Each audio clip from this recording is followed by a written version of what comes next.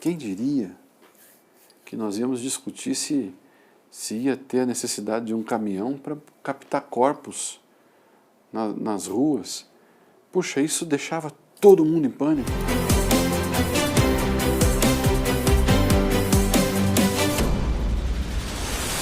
Meu nome é Carlos Alberto Gebrim Preto, sou médico, mais conhecido por Beto Preto, e durante a pandemia eu fui secretário de Estado da Saúde do Paraná.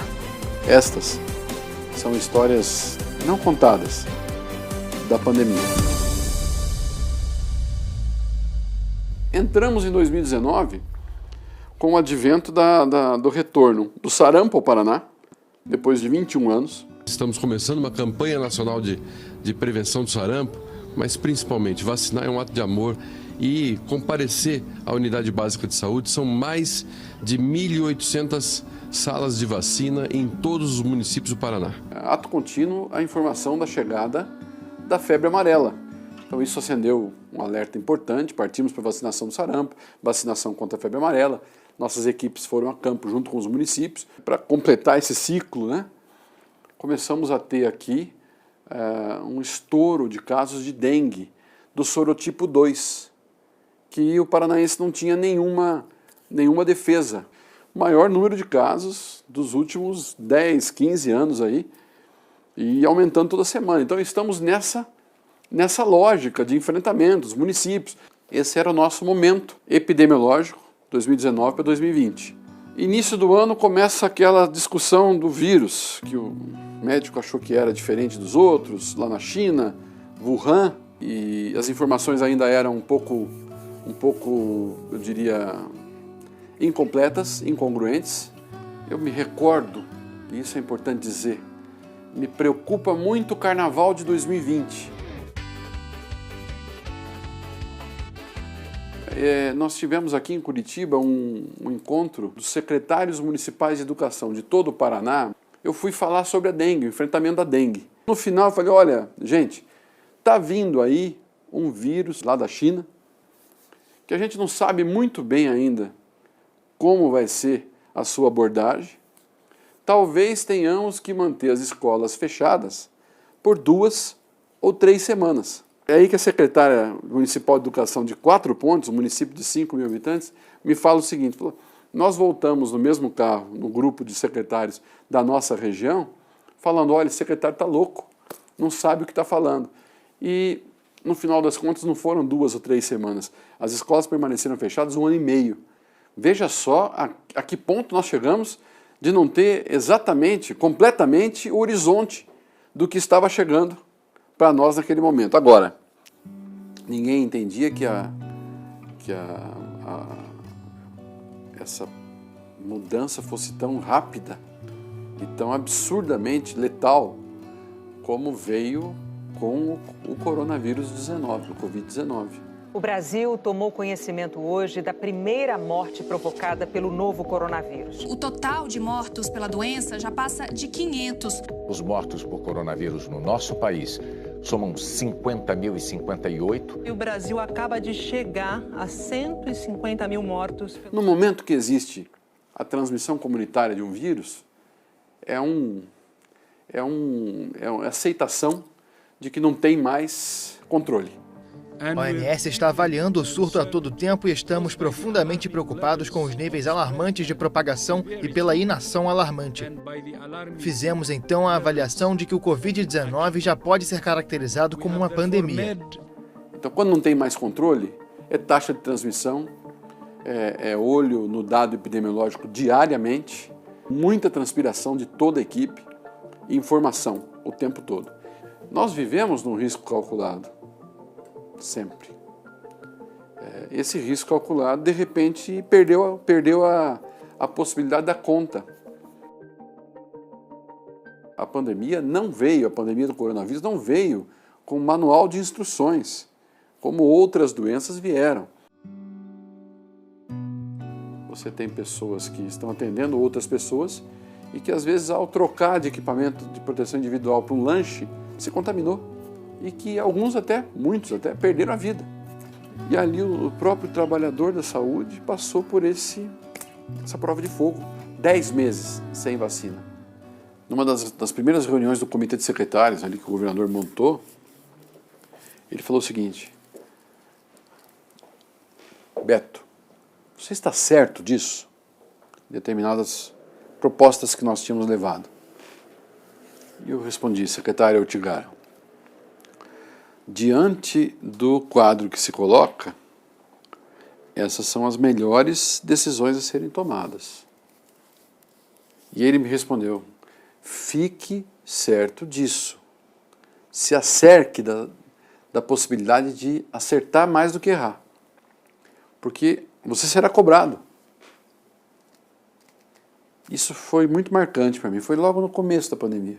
Fazer aqui uma homenagem ao secretário Beto Preto, pelo grande trabalho que ele fez à frente da Secretaria de Saúde.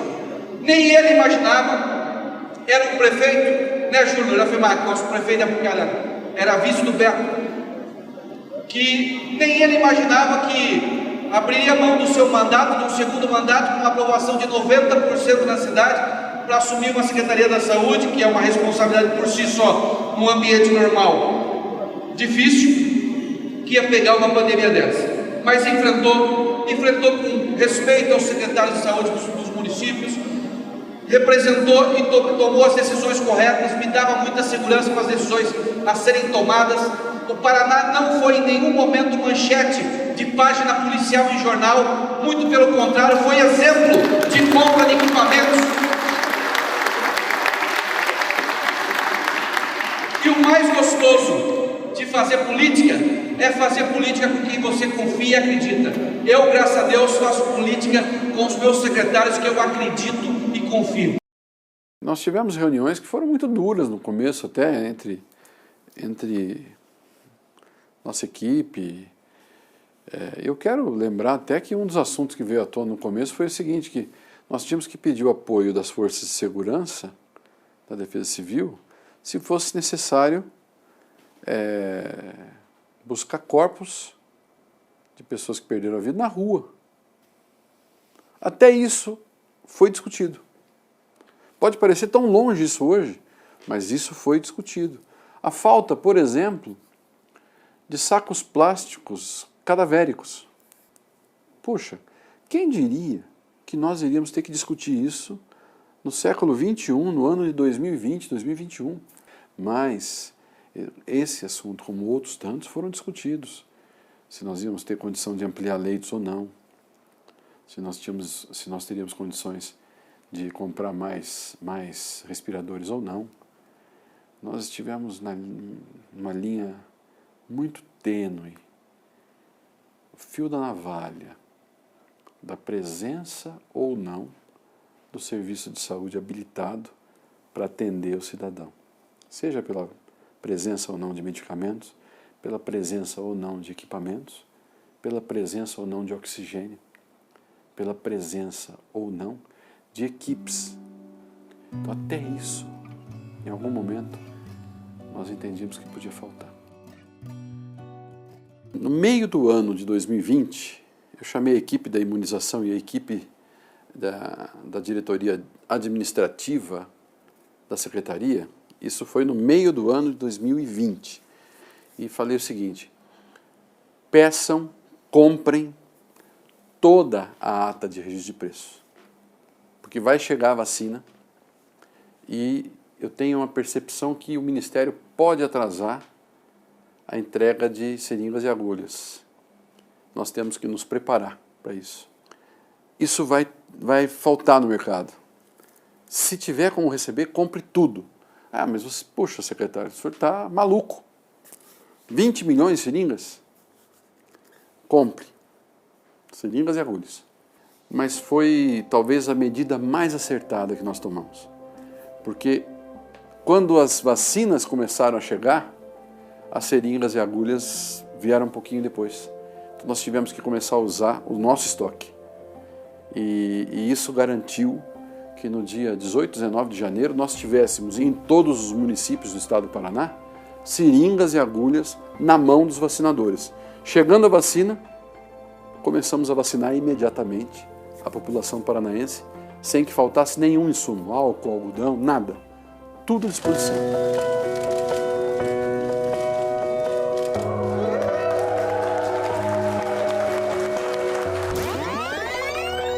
Cumprimentar aqui o nosso secretário de Saúde, o Beto Preto, que fez um trabalho extraordinário na saúde do Pará. Eu tenho um orgulho danado.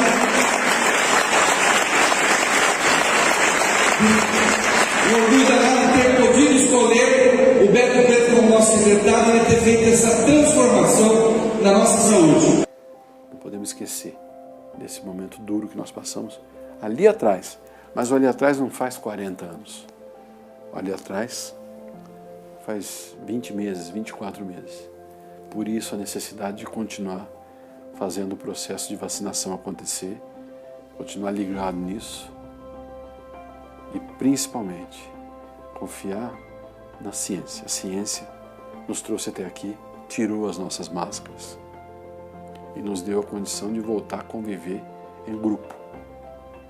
Nós possamos ter maturidade para enfrentar o que vem pela frente. Hoje, olhando para trás, esse pior já passou.